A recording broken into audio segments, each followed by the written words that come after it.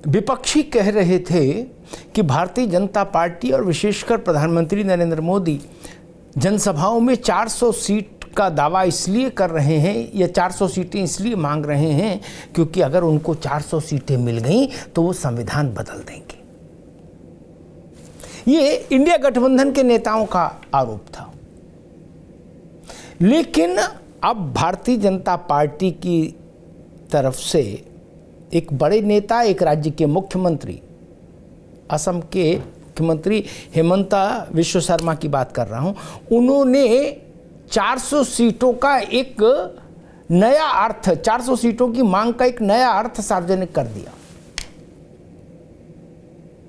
मंच से कर दिया, माइक पर कर दिया।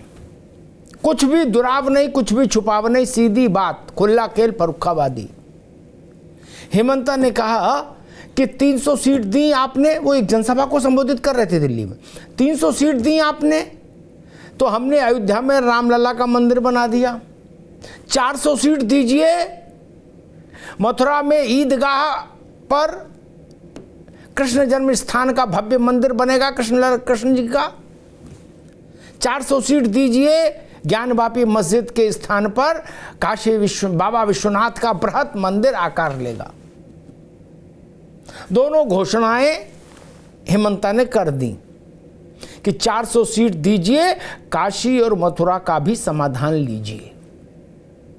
अयोध्या के समय में एक नारा लगा करता था, अयोध्या केवल झांकी है, काशी मथुरा बाकी है। कल कुछ इसी टोन में, इसी मुद्रा में असम के मुख्यमंत्री थे और उन्होंने कहा कि पूरा माहौल बना हुआ है, सारा माहौल बना है, आप सीट दीजिए और परिणाम लीजिए मथुरा में और काशी में। चौथे चरण के दौर के बाद भारतीय जनता पार्टी के एक बड़े नेता ने इस बात को मंच से, माइक पर क्यों कहा, इसकी जरूरत क्यों आन पड़ी और 400 सीटों के नारा से इसको क्यों जोड़ा, काशी और मथुरा को, कि 400 सीट दीजिए। मुगलों ने, हेमंता के अगर शब्दों को उद्धृत करूं तो 400 सीट दीजिए, मुगलों ने जितनी जितनी जहां जहां गड़बड़ की है हम सब साफ कर देंगे।